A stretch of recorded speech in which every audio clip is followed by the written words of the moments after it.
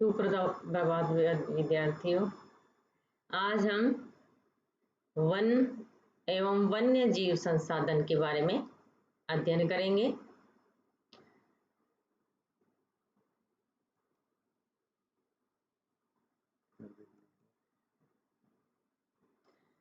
इस ग्रह पर यानी पृथ्वी पर हम सूक्ष्म जीवाणुओं और बैक्टीरिया, जोंक से लेकर वटवृक्ष, हाथी और ब्लू व्हेल तक करोड़ों दूसरे जीवधारियों के साथ रहते हैं।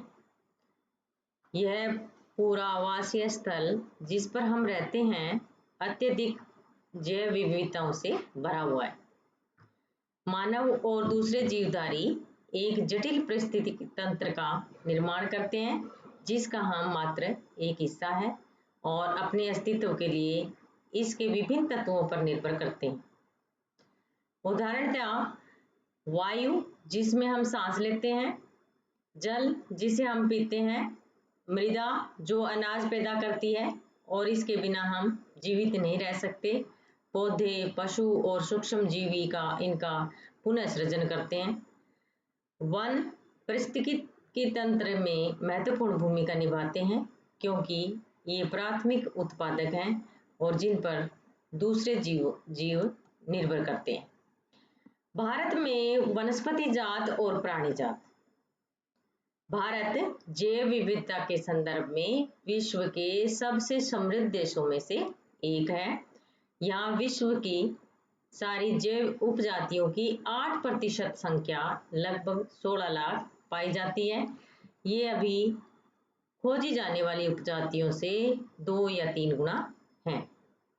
प्यारे बच्चों, ये विविध वनस्पति जात और प्राणी जात हमारे हर रोज के जीवन में इतने गुथे हुए हैं कि हम इनकी कदर नहीं करते, परंतु पर्यावरण के प्रति हमारी असंवेदना के कारण पिछले कुछ समय से इन संसाधनों पर भारी दबाव बढ़ा है। कुछ अनुमान यह कहते हैं कि भारत में 10% वन्य वनस्पति जात और 20% स्तनधारियों को लुप्त होने का खतरा है। इसमें से कई उपजातियां तो नाजुक अवस्था में हैं और लुप्त होने के कगार पर हैं। इसमें चीता, गुलाबी सिर वाली बतख, पहाड़ी कोयल और जंगली चीतीदार उल्लू और ये मधुका इनसिग्निस महुए का एक जंगली किस्म है और हुबर्डिया हेप्टान्यूरोस घास की एक प्रजाति है जैसे पौधे इसमें शामिल है। अंतर्राष्ट्रीय प्राकृतिक संरक्षण और प्राकृतिक संसाधन के अनुसार निम्नलिखित श्रेणियों में विभाजित किया जा सकता है।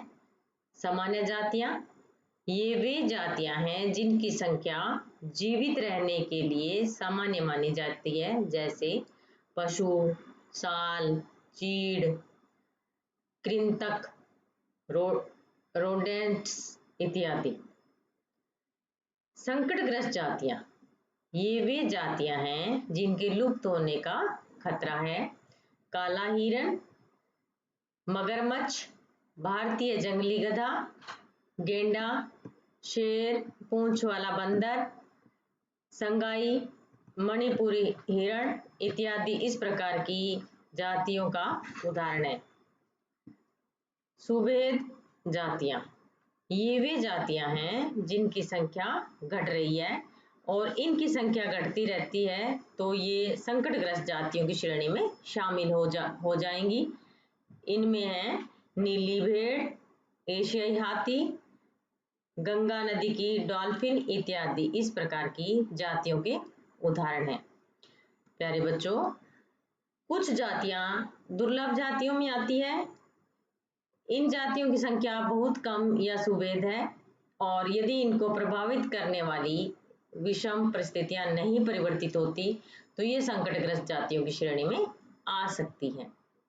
स्थानिक जातियां, प्राकृतिक तथा भौगोलिक सीमाओं से अलग विशेष क्षेत्रों में पाई जाने वाली जातियां जैसे अंडमानी टील, निकोबारी कबूतर, अंडमानी जंगली सूअर और अरुणाचल के मिथुन इन जातियों के उदाहरण हैं।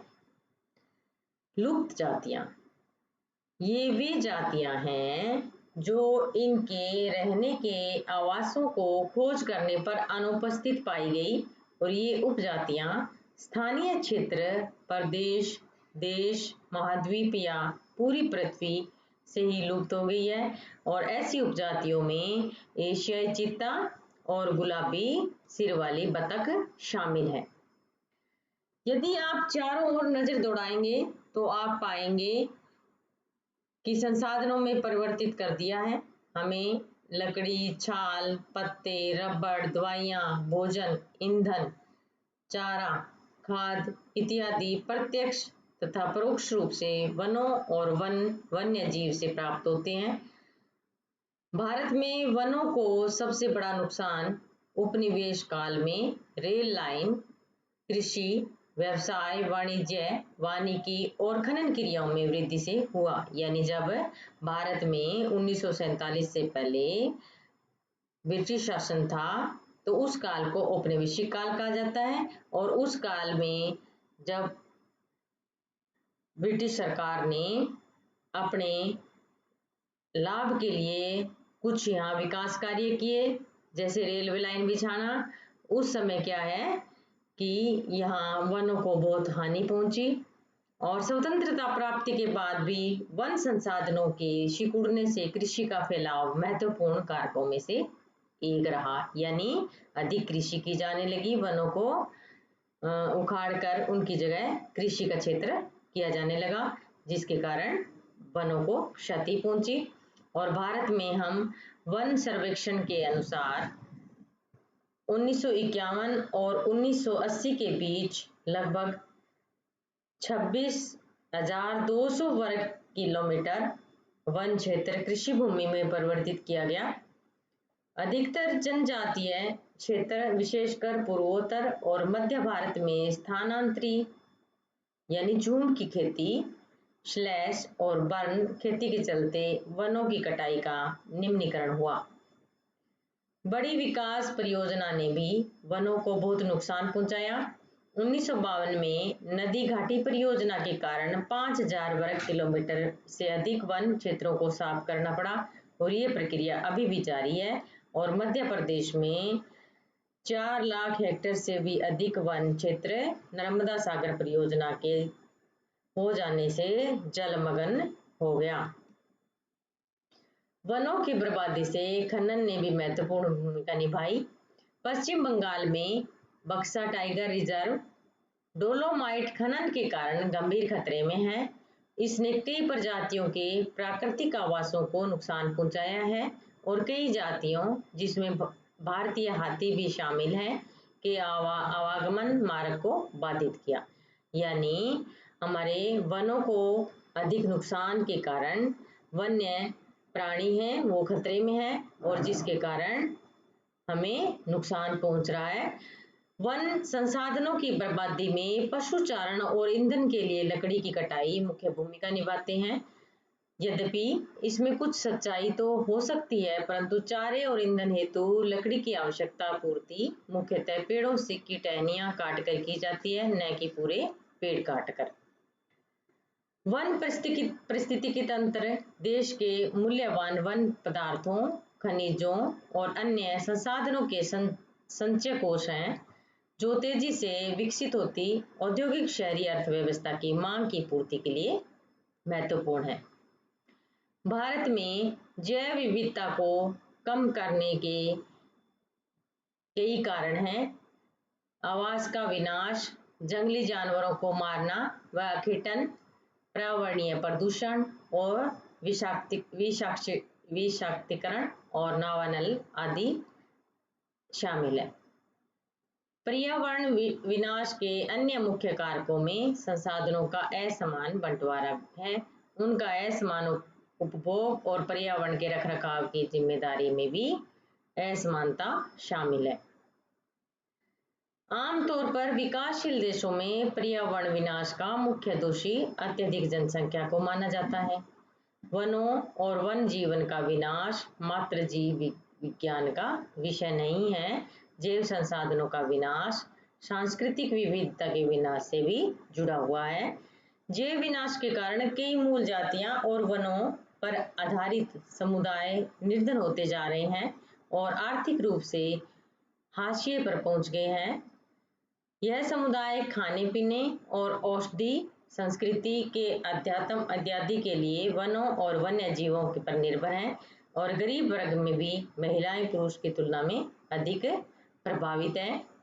कई समाजों में खाना, चारा, जल और अन्य आवश्यकता की वस्तुओं का इकट्ठा करने की मुख्य जिम्मेदारी महिलाओं की होती है। जैसे ही इन संसाधनों की कमी होती जा रही है, महिलाओं पर कार्यभार बढ़ता जा रहा है और कई बार तो इनको संसाधन इकट्ठा करने के लिए 10 किलोमीटर से भी अधिक पैदल चलना पड़ता है। इससे उन्हें गंभीर स्वास्थ्य की समस्याएं झेलनी पड़ती है। काम का समय बढ़ने के कारण घर और बच्चों की उपेक्षा होती है और जिसके गंभीर सामाजिक दुष्परिणाम हो सकते हैं। वन कटाई के परोक्ष परिणाम जैसे सूखा और बाढ़ भी गरीब तबके को सबसे अधिक प्रभावित करता है और इस स्थिति में पर्यावरण निम्नीकरण का सीधा परिणाम होता है। भारतीय उपमहाद्वीप में वन और वन्य जीवन मानव जीवन के लिए बहुत कल्याणकारी है। अतः यह आवश्यक है कि वन और वन्य जीवन संरक्षण के लिए सही नीति अपनाई जाए। भारत में वन्य और वन्य जीवन का संरक्षण किस प्रकार किया जा सकता है? इसके मुख्य उपाय इस प्रकार किए जा सकते हैं। वन्य जीवन और वनों में तेज गति हो रही ह्रास के कारण इसका संरक्षण बहुत आवश्यक हो गया है और संरक्षण से परिस्थिति तंत्र विविधता बनी रहती है तथा हमारे जीवन साध्य संसाधन जल, वायु, मृदा बने रहते हैं। यह विभिन्न जातियों में बेहतर जनन के लिए वनस्पति और पशुओं के जीन्स विविधता को भी संरक्षित करती है। 1960 और 1970 के दशकों के दौरान पर्यावरण संरक्षकों ने राष्ट्रीय वन्य जीवन सुरक्षा कार्यक्रम का पुरजोर मांग की। भारतीय वन्य जीवन संरक्षण अधिनियम 1972 में लागू किया गया और जिसमें वन्य जीवों के आवास के रक्षण के अनेक प्रावधान थे। सारे भारत में रक्षित जातियों की सूची भी प्रकाशित की गई। इस कार्यक्रम के तहत बची हुई संकटग्रस्त और जातियों के बचाव पर, शिकार प्रतिबंधन पर, वन्य जीव आवासों की कानूनी रक्षण तथा जंगली जीवों के व्यापार पर रोक लगाने आदि पर बल जोर दिया गया। तत्पश्चात केंद्रीय सरकार व कई राज्य सरकारों ने राष्ट्रीय उद्यान और वन्य जीव पशु विहार स्थापित किए। केंद्रीय सरकार ने कई परियोजनाओं की घोषणा की जिनका उद्देश्य गंभीर खतरे में पड़े कुछ विशेष वन्य प्राणियों को रक्षण प्रदान करना था और इन प्राणियों में बाघ, एक सींग वाला गैंडा और कश्मीरी हिरण तथा हुंगल, 3 प्रकार के मगरमच्छ और स्वच्छ जल मगरमच्छ, लवणीय जल मगरमच्छ और घड़ियाल, एशियाई शेर और अन्य प्राणी शामिल हैं। इसके अतिरिक्त कुछ समय पहले भारतीय हाथी, काला हिरण, चिंकारा, भारतीय गोंडावन और हिम तेंदुओं आदि के शिकार और व्यापार पर संपूर्ण अथवा आंशिक प्रतिबंध लगाकर कानूनी रक्षण दिया गया। आजकल संरक्षण परियोजनाएं जैव विविधताओं पर केंद्रित होती है, न कि इसके विभिन्न घटकों पर। संरक्षण के विभिन्न तरीकों से की गहनता से खोज की जा रही है और संरक्षण नियोजन में कीटों को भी महत्व मिल रहा है। वन्य जीव अधिनियम 1980 और 1986 के तहत सैकड़ों तितलियों, पतंगों, भृंगों और ड्रैगन फ्लाई को भी संरक्षित जातियों में शामिल किया गया है। 1991 में पौधों की 6 जातियां पहली बार सूची में रखी गई। वन और वन्य जीव संसाधनों के प्रकार और वितरण ये हम कल करेंगे। धन्यवाद।